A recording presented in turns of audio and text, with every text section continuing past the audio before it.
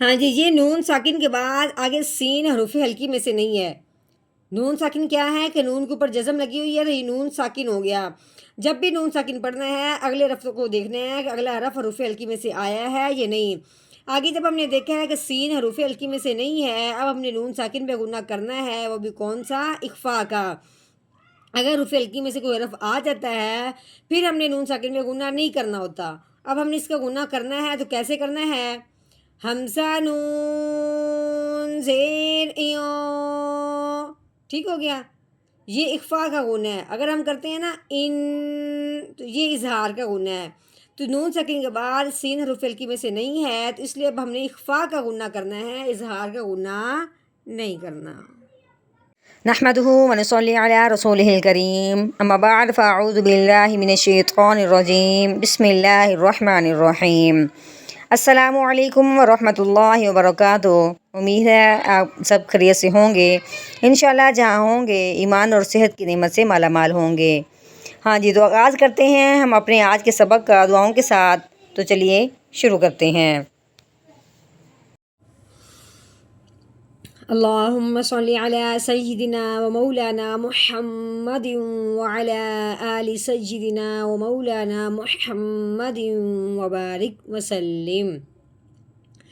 رب اشرح لي صدري ويسر لي أمري واحلل عقدة من لساني يفقهوا قولي۔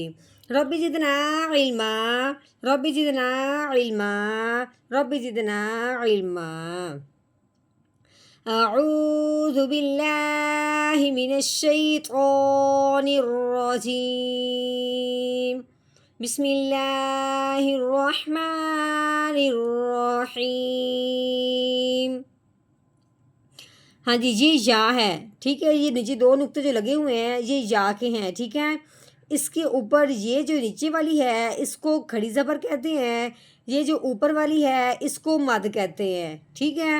کھڑی زبر جس حرف کے اوپر آئے اس حرف کو ایک الف کے برابر لمبا کرتے ہیں، اور مد جس حرف کے اوپر آتی ہے اس حرف کو پھر 3 الف کے برابر لمبا کر دیتے ہیں۔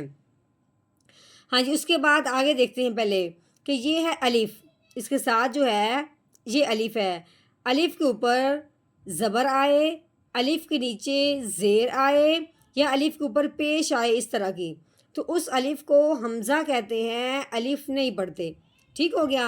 ہاں جی، اس الف کے اوپر زبر آنے کی وجہ سے اس الف کو اب ہم نے حمزہ بنانا ہے، ٹھیک ہے؟ اور یہاں یہ بات سمجھنے والی ہے کہ جس جگہ پہ مد ہو اس کے فوراً بعد آ جائے حمزہ، اس کو اب ہم نے حمزہ بنایا ہے تو یہ حمزہ بن گیا، ٹھیک ہے؟ مد کے فوراً بعد ہی اگر حمزہ آ جائے تو اس مد کو 4 الف کے برابر لمبا کرتے ہیں۔ اب ہم نے اس کو کیا کرنا ہے؟ مد کی وجہ سے اس کو ہم نے 4 الف کے برابر لمبا کرنا ہے، ٹھیک ہے؟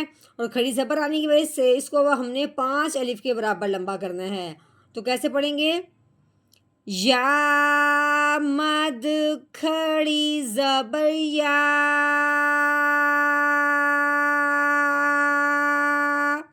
ٹھیک ہو گیا؟ ہاں جی، اس الف کے اوپر اچھا اس کو اب ہم نے حمزہ بنایا تھا، حمزہ کے اوپر زبر آئی ہے، آگے یہ یا ہے، یا کے اوپر 3 دونوں والی شد لگی ہوئی ہے، شد والا جو حرف ہوتا ہے وہ پچھلے والے حرف کو اس کے ساتھ ملا دیتے ہیں۔ اب اس حمزہ کو اس یا کے ساتھ ملانا ہے اس شد کی وجہ سے، شد والا جو بھی حرف ہوتا ہے وہ پچھلے والے حرف کو اس حرف کے ساتھ ملاتے ہیں اور ساتھ ساتھ دباتے بھی ہیں، کیونکہ شد والا حرف ہمیشہ دباؤ کے ساتھ پڑھا جاتا ہے۔ اب ہم نے اس کو کیسے پڑھنا ہے اور کیسے دبانا ہے؟ حمزہ یا زبر آئی، کیسے پڑھیں گے؟ حمزہ یا زبر آئی، یا آئی، ٹھیک ہے؟ یا پیش یو، اب یا کے اوپر پیش لگی ہوئی تھی، ٹھیک ہے؟ یا ایو، ہاں جی، آگے یہ ہا ہے، ہا کے اوپر زبر لگی ہوئی ہے، اس کے ساتھ بھی الف ہے، آگے بھی الف ہے، لیکن آگے لام کے اوپر لگی ہوئی ہے جزم، تو اس کا مطلب ہے کہ جزم والا جو حرف ہوتا ہے وہ پچھلے والے حرف کو اپنے ساتھ ملاتا ہے۔ اگر تو ہم اس الف کو ملاتے ہیں تو اس کے اوپر کوئی زبر زیر پیش نہیں ہے، اگر اس الف کو ملاتے ہیں تو اس الف کے اوپر کوئی زبر زیر پیش نہیں ہے، اب ہم نے اس ہا کو اس لام ساکن کے ساتھ ملانا ہے، جزم والے حرف کو ساکن کہتے ہیں۔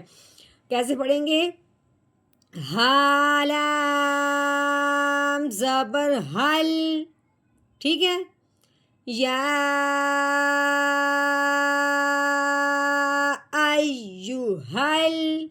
ہاں جی آگے دیکھیں، یہ الف ہے، الف کے نیچے کیا لگی ہوئی ہے؟ زیر لگی ہوئی ہے، ٹھیک ہے، الف کے نیچے زیر لگی ہوئی ہے، الف حمزہ بن گیا۔ آگے یہ نون ہے، نون کے اوپر کیا لگی ہوئی ہے؟ جزم لگی ہوئی ہے، تو یہ ہو گیا نون ساکن۔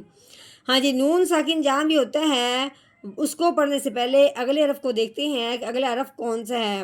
آگے دیکھیں، آگے سین ہے، سین حروف ہلکی میں سے نہیں ہے۔ اب ہم نے نون ساکن پہ غنہ کرنا ہے۔ اگر حروف ہلکی میں سے کوئی حرف آ جاتا ہے پھر نون ساکن پہ غنہ نہیں کرتے۔ اب ہم نے نون ساکن پہ غنہ کرنا ہے، وہ بھی کون سا؟ اخفا کا۔ تو کیسے پڑھیں گے؟ حمزہ نون زیر ایوں، ٹھیک ہو گیا۔ آگے یہ سین ہے، سین کے اوپر لگی ہوئی ہے زبر، اس کے آگے کیا ہے؟ الف ہے۔ الف سے پہلے حرف پہ جب زبر آ جائے تو پہلے والا جو حرف ہوتا ہے اس الف کے ساتھ ملتے ہوئے ایک الف کے برابر لمبا ہوتا ہے۔ تو کیسے پڑھیں گے؟ سین الف زبر سا، ایوں سا، نون پیش نو، یوں سانو، ٹھیک ہو گیا۔ اب یہ آیت مکمل نہیں ہوئی، اب اتنے سے لفظ میں دیکھنے میں تو یہ چھوٹا لگ رہا ہوگا لیکن اس پہ ہم نے 5-6 منٹ لگا دیے ہیں، ٹھیک ہے، کیونکہ اس میں ایک ایک بات کی ہم نے وضاحت کی ہے۔ اس کو اب ہم نے یعنی کیسے پڑھنا ہے؟